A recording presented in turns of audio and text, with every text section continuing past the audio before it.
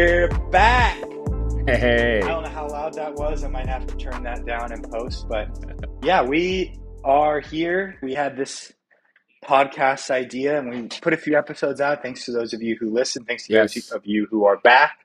Those of you who are kind of maybe new listening for the first time.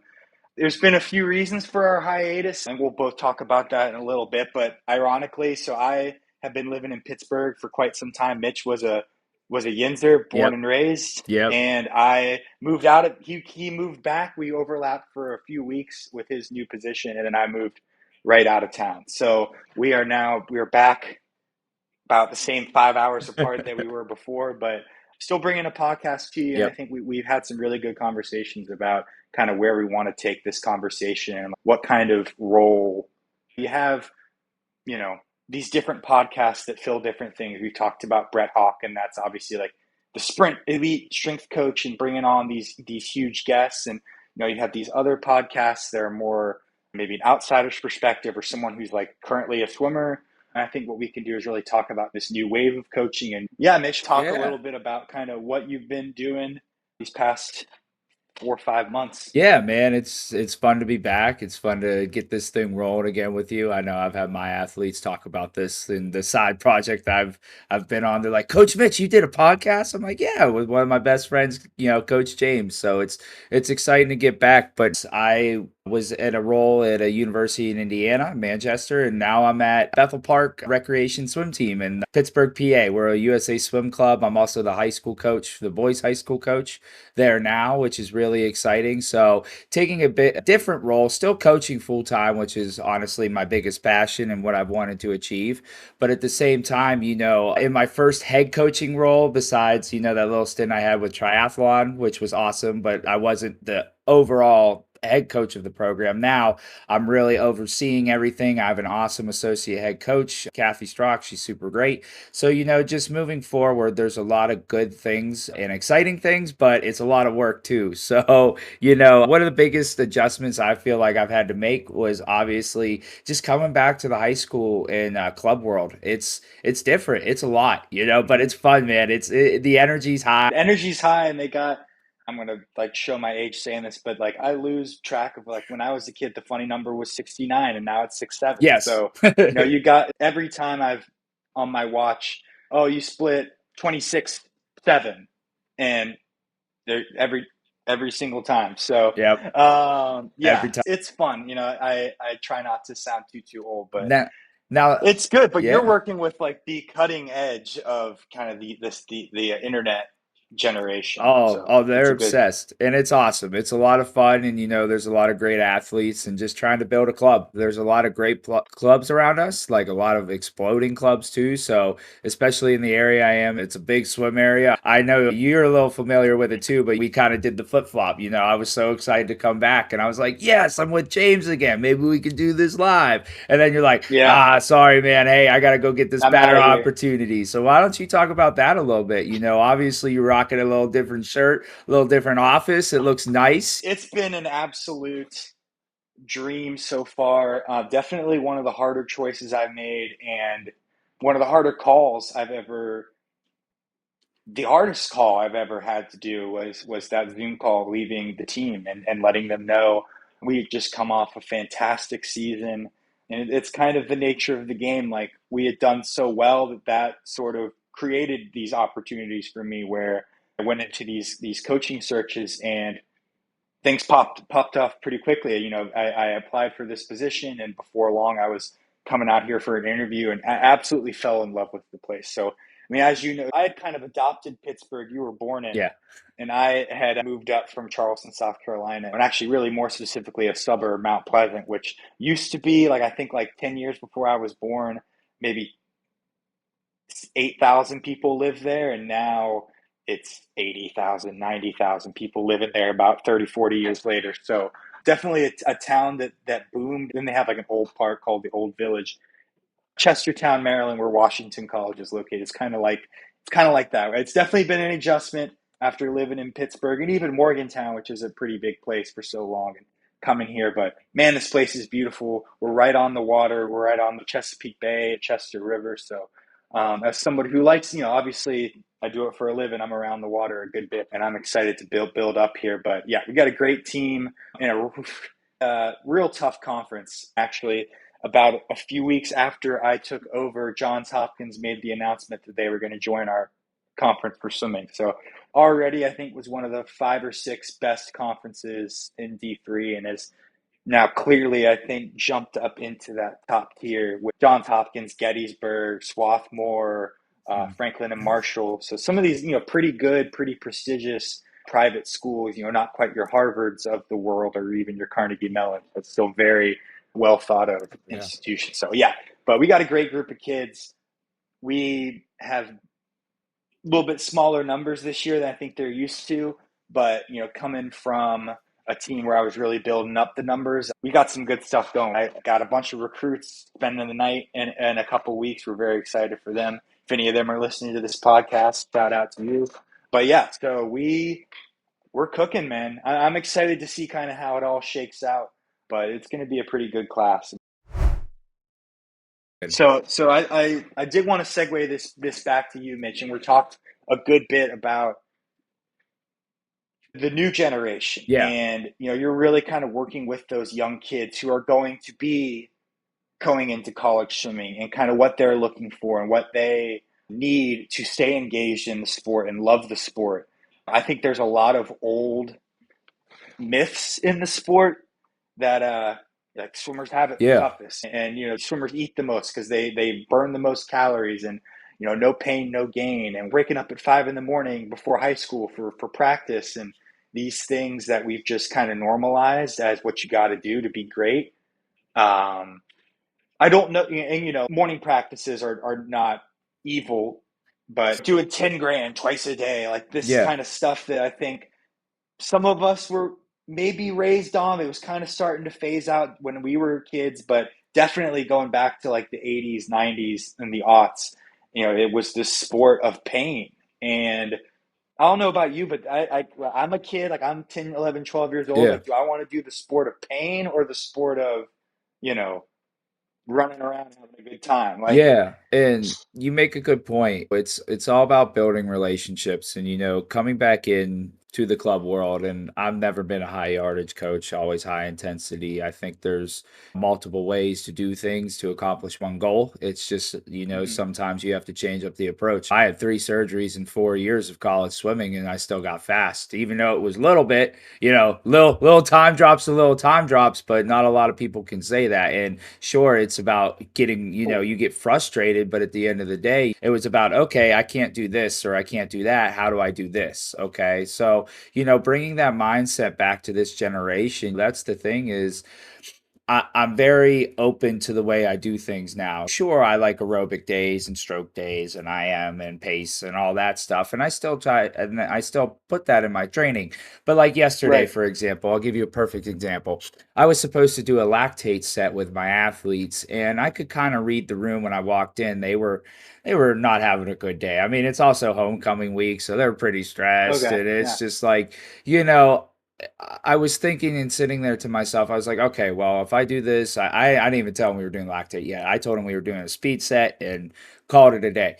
Well, I sat there, I was talking with them, I was hearing their conversations. I could read the room, I could read the room like any Right. other person could. So I decided at that point, and, they were going to put in the lane lines, and I was like, yo, let's not put in the lane lines. Let's run it. Let's just do something different today. Let's run it widths. We Yeah. only had like a little bit of time anyway because I had to get to middle school champs. So again, it was a very short practice. I could have done those things, but it was like, you know what? Let's run widths. And we warmed up widths, and then I took some time, literally 45 minutes to an hour of just working on starts and turns, and just I was working, trying to get through everybody one on one because again, time was limited, but they were super awesome. Vibes were great. Everybody was laughing. So again, like, and I still felt like we got work done. So Oh yeah. it's, of course, I swam for 3 different high school coaches in my time swimming in high school. So I swam for somebody that loved high yardage, somebody that didn't, and then somebody that was kind of right in the middle. So and again, it's Yeah. kind of like, the Three Little Bears and Goldilocks story, of course, of Coach Mitch's high school swim career. But all jokes aside, I've just found a way that you can do things differently. I'm not trying to pound yardage. I mean, personally, I have restrictions right now where my senior group's only practicing for like an hour and 15 minutes because I have IMS and these other things. So again, I feel like there's a new generation of coaching coming up, and I love looking at UNC Wilmington's Oh, Bobby. Bobby's great. Yes, Bobby, he's so Yeah. awesome. Like I love the things he does, and I know we've talked about him on the podcast and things before, but he's just a breath of fresh air, and like the Herbie Beams of the world that over at Arizona Hmm. State. Like I see him, he's working on turns, trying different things again. Like we can get faster doing different things. It's just not pounding yardage, and I feel like a lot of that old school Right. mentality is finally starting to kind of drift out as you and I, our generation, is coming up to getting head coaching roles, associate head Yeah. coaching roles. I'm really starting to see that in the college world now. You're starting to see our generation, our young 30s, like, oh, associate head coach here, head coach here, head coach here. So I'm just Yeah. hoping that can start to bring a new wave. And what are your thoughts, though? I've been kind of writing some notes because you hit on a lot of things that I really liked and that I really want to touch on. And you talked about, all these great young coaches, Bobby Guntoro, Herbie Beam, and these, people we're not naming. They're out here posting their sets, and some of it, it is in some ways things you can only do at certain programs. Actually, UNC Wilmington is a program that I think is really interesting. They were almost cut. I did a project in high school. They were almost cut, 10 years ago, and they were brought back from the dead. They don't have the elite. They have an amazing, it's a great location. Yes. They talk about the beach all the time, but it's not this like Olympic size 10 lanes, 50 meters. No, like they got a pool that a lot of D2 and D3 teams have. And they make it work. They get some elite swimming out of that pool, and you don't have to like every single some of this ASU stuff. And Herbie, he is a sprint dude, and some of that stuff kind of hurts my heart a little bit as someone who was a long distance swimmer. And even some of the stuff I write for my sprint group here at Washington, I'll be like, oh, you guys better go on this one. But it's what they need. They need a few short bursts, and they need a lot of rest, and they want to attack sets that are, they feel like are specific. And that's a big part of what we've been doing, and kind of a change from the previous coaching staff, where I think a lot of it was just work. And work is good. You want to do hard work. You want to do some stuff that, yeah, I know this is a little bit out of your comfort zone, but you got to get it done. But at the same time, like if you're a 50 freestyle and you're doing repeat 200, like, well, what am I doing? What is this about? So Yeah. I actually posted about this on my Instagram yesterday. You take a little piece from every coach you learn from. If I loved every coach that I've swam for, heck no. But I've taken a little piece from everybody, and you don't have to love everything that a coach does. You don't have to love everything that they put out there, but there's nuggets of these. I can adapt this. Maybe, ASU can get up and suit up every Saturday and go off the blocks. And maybe we don't have the resources for that here at a small school, but we can incorporate things like that Yeah. into what we do. You can do things differently. You can change it Yes. up. And my last kind of thing I want to say, because I really love the story about coming in and like you had a, because we've all been there. Actually, we had a coach that we both worked for who told me, and this has always stuck with me because I think this person's a great coach. But one thing they said that I vehemently disagreed with was, if you have practice written and you change it, then that means you messed up right in practice. And I have always felt like that's wrong, and Yeah. I've always felt that a sign of a great coach is exactly what you said, reading the room. And you have this killer set written and you're like, nah, my guys don't have this today, like let's mix it up. Or but it's not even always that way. Sometimes we're in a set and it's like, I want to see what we can do off the blocks right now. Like I Yeah. think we're crushing this right now. Maybe we'll do a get out swim. It doesn't always have to be, oh man, we're dragging today, I need to give them something fun to keep spirits up. Sometimes it's spirits are already up. let's Yeah. let's let's let's send this thing into overdrive. So, yeah, I think a coach, you have to be adaptable, no matter what age range you're working with. Me working with college athletes, I never, I have swimmers come in and they've been, you can just tell someone's been put through the ringer today, and it's like, today's not your day. Yep. Just call it. If you want to do warm up, that's fine, but just take the day. Take the day. You never know, especially with the little kids kind of what's going on at home and kind of Yeah, got to make it I fun, and that's the biggest thing. yeah, And you hear, create that love. and whether it's your world's greatest athlete or there's different ways to get work done. And that's where I Hmm. think a lot of the new wave of athletics is going. And I think it's, again, there's trying to find a balance of mental health and physical health.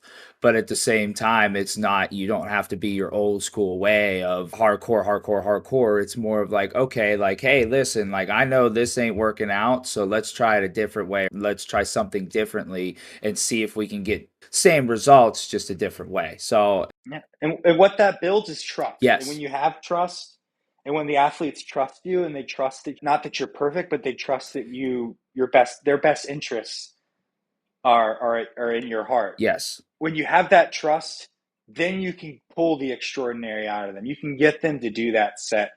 Just asking for the effort and asking for a kid to put 100% of themselves out there without having them trust you first, especially with this generation, that's just, and I don't want my swimmers to just no, be blind, do whatever coach says, do whatever yes, coach says. I want my swimmers to think critically, respectfully, yes, of course, but I want them to think critically about what they're doing. Coach, can we do the set this way? Can we do this off a lot of times as coach, can we do this off the blocks? Coach, can we do one less? Coach, sometimes, yeah. but now I want my swimmers to be not entitled, but empowered. And I want them to feel like they have some, even when I coached littles, I wanted them to feel like they had some say in what was going on and not just, you're doing this because I said so. Yeah, I Um, always tell my athletes I want you to understand what you're doing. You know, it's okay to mhm. ask me in a respectful way of like, Coach Mitch, why are we doing these 1050s descend, or why are we doing all this underwater kick,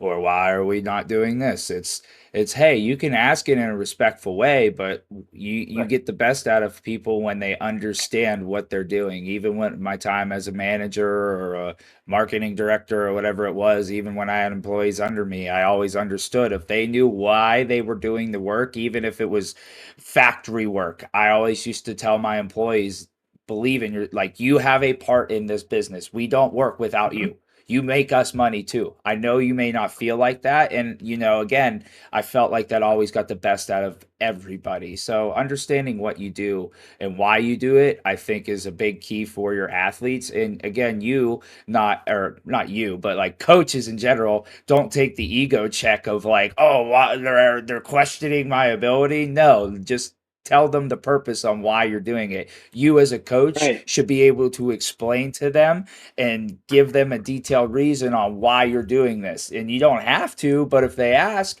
that should be able to be communicated. And I even tell my parents that at this club. I did a age group camp. Actually, shout out to Leah Shackley. I don't know if she'll listen, but Oh, yeah, yeah. I did an age group camp with her and a bunch of other coaches from our LSC. Shout out Luke Modric for putting it together, and a bunch of other people. Super well, awesome ran thing, and got to work with super great, talented coaches. But again, like that's the thing. So just moving forward, don't be afraid. Like that ego, your ego doesn't need to be hurt. Just kids need to be able to ask why. You know what I mean? All So, right. Just, I've called it thoughtful management and yep, just putting yourself in their shoes. And like everyone is going through stuff. You don't know, like we go through crap all the time. I remember, when you first started at Bethel, I think in the summer month things were a little bit leaner, and yeah, you know, we go through yeah, hard times. And when you have swimmers come in, you're like, man, why is somebody they're not, their heart's not in it today? And instead of being like, this is negative, this you know railing against that person because they're not bringing their A game today. Like, let's be thoughtful. What is there a reason for this? Like, is something going on behind the scenes, or maybe they just don't have it today? We're all human. And again, going back, and when you can show your athletes that you care about them, you're willing to put yourself in their shoes. When they have the A game to give you, they're yeah, going to bring it. yeah, And it's just that you have to trust them before they can trust you. And exactly. you especially the older they get, maybe with your little kids and some of the ones who they're only here because mom dropped them off. Hmm. But especially with the college athletes, there's and I swam under coaches who were distrustful, and in some ways it was a cycle of distrust, and they didn't, the coaches didn't trust the swimmers, so the swimmers didn't trust the coaches, so things just got worse from there. And I think you got to start as the coach. You're the leader.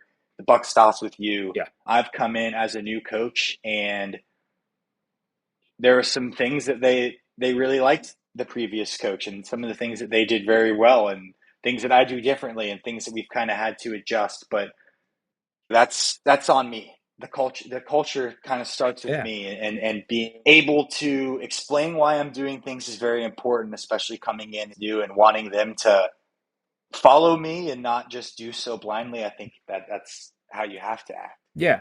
You've navigated culture changes before. I mean, this isn't your first stop doing that, so it can be challenging, but it's also rewarding too, because when they buy in and they see the fruits of their labor and they believe Right. they believe in you, like you said, then you're like, oh yeah, let's rock and roll. So, Yep. it's a lot of different things, working and navigating this new generation of athlete. I think, Mm-hmm. especially over the last 4 or 5 years and even into the future, I just at the club level, I've noticed like I'm like, whoa, this is different. This is way different from when I was doing this 4 or 5 years ago before I Yep. was at Manchester. So because before that, before those 4 years in Manchester, I was doing club, I was doing everything. So it's just a different type of athlete, and that's okay. It's just us as coaches, we have to do a good job at navigating that athlete. And I think also, Right. changing and being able to adapt. One of my mentors always told me to be the world's greatest thief. You got a good idea, I'm going to steal it. So, take that Yeah. knowledge and run with it, man. So, Yeah, and I think that's a really good kind of note to end it on, because there's a lot of conversations to be having about how to move the sport forward and how to reach out to athletes, because you said it's a changing world, it's a changing athlete. The athletes of today, the children of today, are not the same as the children of 5, 10 years ago. yeah. So that's on us to figure out how to adapt that. So that is where we're pivoting this podcast Yeah. into season 2 and beyond, and that is talking about how to maximize the potential of this generation of athletes without going into this, like I said at the top, this sport of this myth of no pain no gain, that, Yep. that you have to um, be emotionless and just do it. Let's be emotional. Let's celebrate our wins. I tell them, when you have a bad race, you can be upset, leave it in the pool. That's where it stays. Yeah. But yeah, being able to manage these athletes and get them to have that lifelong love of the sport, because you know 10 years, 15 years ago, when we were sitting in the pool, we had great coaches who planted that seed in our heads that ended up getting to where we are today. And we got to make those, it's no secret that the enrollment numbers are declining. It's a sport it's tough, and it's a sport that I think is worth saving. And it's up to coaches like us to create that next generation who kind of help save the sport. Yeah. No, so I'm excited to get back to work with you, man. It's good to talk to you again. We'll try and get on a regular schedule Yeah. here of hopefully every other week, maybe something of that nature. But we're both pretty busy people. We got a great season coming up. Can't wait to start talking with you about some of your Bethel swimmers. Yeah, Yeah, man. I probably might have to pay that recruiting visit here pretty soon. But Oh yeah, yeah, man. And hey, just shout out to you, man. Shout out to all the good things you got going on, and shout out to my old former team as well. I didn't give them enough love at the beginning, but those kids had a lot of impact on me as well, and I won't be here without them today. And they were, even though they were sad to see me leave, they were like, "Coach Mitch, you're a head coach." So it's really cool to yeah, see the impact you can leave, especially going into somewhere new and just picking up right where you left off. So good to work with you, man. I'm glad to be back, and we're yeah. glad to be back working with y'all. So it's good to be All right. back. So Thank you, hey, everybody. thank you, See everybody. you around.